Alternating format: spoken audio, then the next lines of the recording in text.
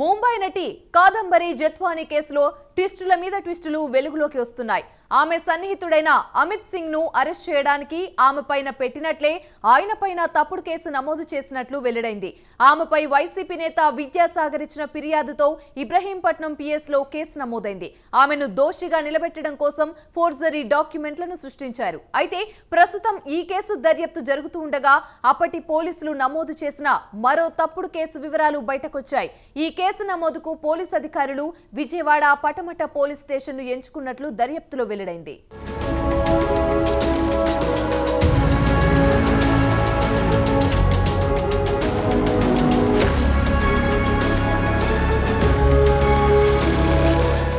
జత్వానీ కేసులో వైసీపీ నేతల అక్రమాలు, పోలీసుల బండారాలు ఒక్కొక్కటిగా తెరపైకి వస్తున్నాయి. జత్వానీని ఫిబ్రవరి 3న ముంబై నుంచి తీసుకువచ్చిన తర్వాత విజయవాడ కోర్టులో హాజరుపరిచారు పోలీసులు. న్యాయస్థానం రిమాండ్ విధించడంతో జిల్లా జైలుకు తరలించారు. అనంతరం పోలీసులు వారిని 10వ తేదీన కస్టడీలోకి తీసుకున్నారు. 5 రోజుల పాటు కాదంబరిని విచారించారు. అరెస్టు సమయంలో ఆమెకు సంబంధించిన యాపిల్ ఫోన్లను స్వాధీనం చేసుకున్న పోలీసులు వాటిలో ఉన్న ఆధారాలను మాయం చేయడానికి పాస్వర్డ్లు చెప్పాలని జత్వానీని ఒత్తిడి చేశారు. అయితే ఆమె ఆ వివరాలు వెల్లడించలేదు.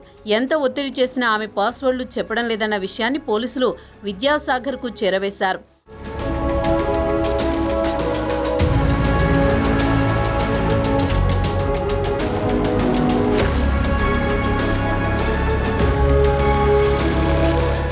దీంతో సదరు పోలీసులకు విద్యాసాగర్ మరో టాస్క్ ఇచ్చాడు. కాదంబరి జత్వానీకి ఢిల్లీకి చెందిన అమిత్ సింగ్ అనే వ్యక్తితో మంచి పరిచయాలున్నాయని, ఆయన్ను తీసుకొస్తే ఆటోమేటిక్గా అన్ని వివరాలు చెబుతుందని సలహా ఇచ్చాడు.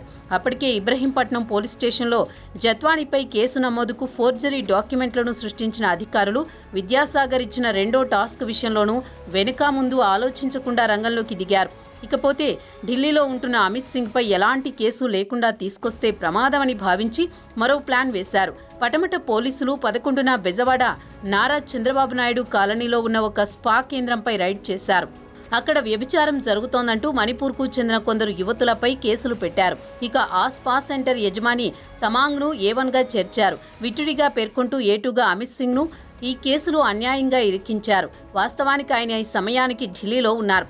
అయితే ఇబ్రహీంపట్నం కేసును సీక్రెట్గా ఉంచిన పోలీసులు స్పా కేంద్రంలో రైడ్ గురించి ప్రెస్ మీట్ పెట్టారు.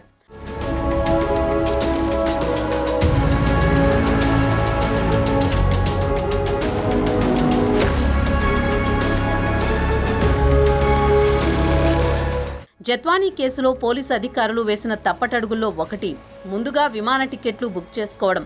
అదే తప్పు అమిత్ సింగ్ కేసులోనూ చేశారు. ఆమెపై ఇబ్రహీంపట్నం పిఎస్లో ఫిబ్రవరి 2న ఫిర్యాదు అందితే ముంబై వెళ్లడానికి 1వ తేదీనే విమాన టికెట్లు కమిషనర్ కార్యాలయం నుంచి బుక్ చేశారు.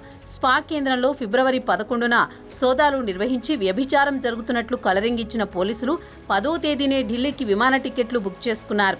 వీటిని కమిషనర్ కార్యాలయం నుంచే బుక్ చేశారు. అమిత్ ఢిల్లీ అడ్రస్ను విద్యాసాగర్ నుంచి తీసుకున్న పోలీస్ బృందం ప్లాన్ ప్రకారం విమానంలో అక్కడకు వెళ్లారు. ఆయన ఆచూకీ దొరక్కపోవడంతో వెనుదిరిగి వచ్చారు. అయితే ఈ కేసు విషయంలో ఈసారి ఏ పోలీస్ అధికారి ఇరుక్కోబోతున్నారనే చర్చ పోలీసు శాఖలో అప్పుడే మొదలైంది. ఇబ్రహీంపట్నంలో జత్వానీపై నమోదు చేసిన తప్పుడు కేసులో ఐపీఎస్ అధికారులు సీతారామాంజనేయులు, కాంతిరాణా టాటా, విశాల్ గున్ని, డీఎస్పీ హనుమంతరావు, ఇన్స్పెక్టర్ సత్యనారాయణను సస్పెండ్ చేశారు. వీళ్లందరినీ ఈ కేసులో నిందితులుగా చేర్చారు. ఇంకొందరిపై విచారణ జరుగుతోంది. ఈ క్రమంలో పటమటలో అమిత్పై నమోదు చేసిన అక్రమ కేసు వివరాలు వెలుగులోకి వచ్చాయి.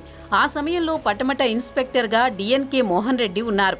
ఆయన ఆధ్వర్యంలోనే స్పా కేంద్రంపై దాడులు జరిగాయి. దీంతో ఆయన కూడా సస్పెండ్ అవుతారనే టాక్ వినిపిస్తోంది.